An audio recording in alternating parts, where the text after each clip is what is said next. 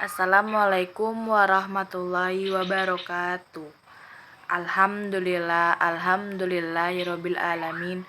Wassalatu wassalamu ala asrofil anbiya'i wal mursalin wa ala alihi washabihi ajmain. Amma ba'du. Yang terhormat kepada Bapak Kepala Sekolah SMA Negeri 15 dan kepada Bapak Ibu Guru yang saya hormati. Tidak lupa pula kepada teman-teman yang saya sayangi. Puji syukur alhamdulillah senantiasa kita panjatkan kehadirat Allah Subhanahu wa taala yang telah melimpahkan rahmat, taufik dan hidayahnya sehingga kita masih bisa berkumpul pada malam hari ini. Salawat serta salam semoga tetap terlimpahkan atas junjungan Nabi besar Muhammad SAW, pada keluarga dan para sahabat beliau serta semua pengikut ajaran-ajaran beliau. Karena lantaran beliaulah sehingga kita mendapat petunjuk melalui ajaran-ajaran Islam. Dan dengan demikian kita bisa membedakan mana perkara yang hak dan mana perkara yang batil.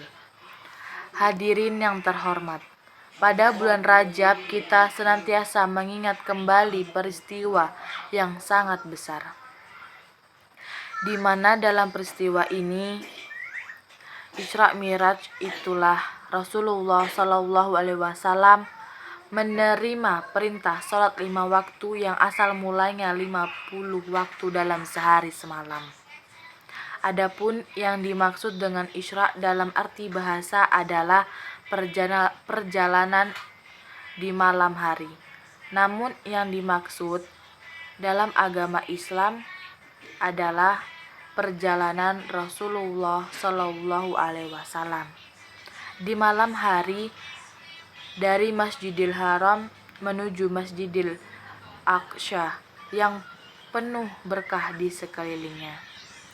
Hal tersebut sudah difirmankan oleh Allah Subhanahu wa taala dalam Al-Qur'anul Karim surat Al-Isra ayat 1 yang berbunyi, Subhanalladzi asra bi 'abdihi lailam minal masjidil haram ilal masjidil aqsa alladzi barakna hawalahu linuriyahu min aitina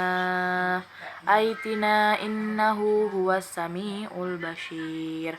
Artinya, Maha Suci Allah yang telah memperjalankan hambanya pada suatu malam dari Al-Masjidil Haram ke Masjidil Aqsa yang telah kami berkahi sekelilingnya, agar kami perlihatkan kepadanya sebagian dari tanda-tanda atau kebesaran kami. Sesungguhnya Dia adalah Maha mendengar lagi Maha mengetahui. Maksudnya, Al-Masjidil Aqsa dan daerah-daerah sekitarnya dapat berkat dari Allah dengan diturunkan nabi-nabi di negeri itu dan kesuburan tanahnya. Hadirin sekalian yang berbahagia, setelah kita perhatikan sejenak tentang ayat Al-Quran tersebut, maka kita bisa ambil kesimpulan bahwa apa yang dimanfaatkan oleh Allah tersebut telah terbukti seperti kita saksikan pada zaman sekarang ini, yakni di sekeliling Masjidil Haram benar-benar diberkahi dengan rezeki yang melimpah serta kewibawaan yang luar biasa, sehingga setiap tahun berduyun-duyun orang mengunjungi untuk menunaikan ibadah haji, sebagaimana yang kita saksikan sekarang ini. Adapun yang dimaksud dengan Mi'raj menurut arti bahasa adalah naik ke atas dengan menggunakan tangga. Namun yang dimaksud menurut syariat agama Islam adalah Allah menaikkan Rasulullah SAW dari Masjidil Aqsa menuju Sidratil Muntaha, yaitu suatu tempat yang paling tinggi, yang tak akan mampu manapun sekalipun menggunakan alat-alat canggih dalam kemajuan teknologi yang serba canggih ini. Selain Rasulullah Shallallahu Alaihi Wasallam yang telah dikehendaki oleh Allah Subhanahu wa Ta'ala, di sanalah beliau menerima perintah sholat 5 waktu yang semula 5 waktu dalam sehari semalam.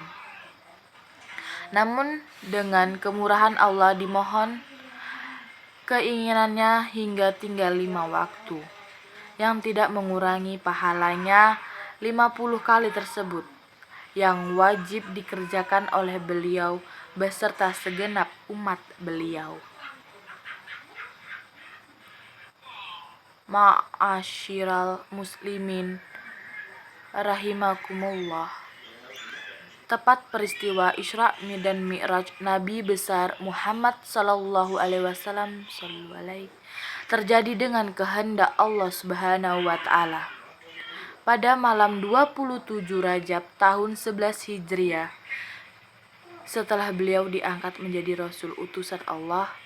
Adapun hikmah dari peristiwa tersebut adalah menanamkan kekuatan batin beliau Rasulullah Shallallahu Alaihi Wasallam atas cobaan atau musibah yang menimpa pada beliau sepeninggalan paman, kakek serta istri beliau yang tercinta yang semasa hidup mereka sebagai benteng terhadap serangan musuh-musuh beliau yang berusaha menghentikan perjuangan beliau. Selain menanamkan kekuatan batin terhadap beliau, juga memberikan ujian terhadap segenap umat Islam baik di zaman Rasulullah maupun di zaman sekarang. Dengan peristiwa Isra Miraj tersebut akan nampak bagi siapa yang beriman secara murni, maka akan lebih tebal imannya dengan peristiwa tersebut. Karena peristiwa yang sehebat bagaimanapun tidak akan ada kesulitan apabila dikehendaki Allah Subhanahu wa Ta'ala. Dan bagi orang yang imannya tipis akan berubah menjadi murtad karena tidak percaya dengan peristiwa Isra Miraj tersebut apabila dipikir dengan akal. Dengan demikianlah marilah kita pandai-pandai mengambil iktibar atau contoh yang baik, yaitu mempertebal keimanan kita dengan mengambil semua kejadian yang sehebat maupun akan mudah terjadi dengan kehendak serta kekuatan Allah Subhanahu wa Ta'ala. Adapun sebagai perwujudan bahwa sholat itu merupakan kewajiban pokok bagi umat Islam selaku umat Muhammad, maka kita bisa perhatikan lewat sabda beliau yang artinya, sholat itu merupakan tiang agama bagi Islam. Maka barang siapa yang telah mendirikan sholat, maka dia termasuk orang yang telah mendirikan atau membangun agama. Dan barang siapa yang meninggalkan sholat, maka ia termasuk orang yang sungguh-sungguh merobohkan agama Islam.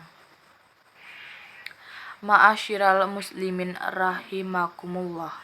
Setelah kita perhatikan isi hadis tersebut, maka kita bisa menyimpulkan bahwa siapapun orangnya tidak boleh seenaknya meninggalkan kewajiban sholat, karena akibatnya merugikan diri kita sendiri, yakni akan menjadi orang yang menyesal selama-lamanya di akhirat kelak jika tidak secepatnya bertaubat atau kembali kepada Allah, karena dianggap sebagai orang yang telah merobohkan agama Allah, yaitu agama Islam. Untuk itu marilah kita berusaha sebaik mungkin dalam menunaikan kewajiban sholat sehari-hari dengan tulus ikhlas hanya mengharap keridhaan Allah semata. Dengan demikianlah saya sampaikan, semoga bermanfaat, dan apabila ada kata-kata yang kurang berkenan saya mohon maaf. Dan saya akhiri, wabillahi taufik wal hidayah. Wassalamualaikum warahmatullahi wabarakatuh.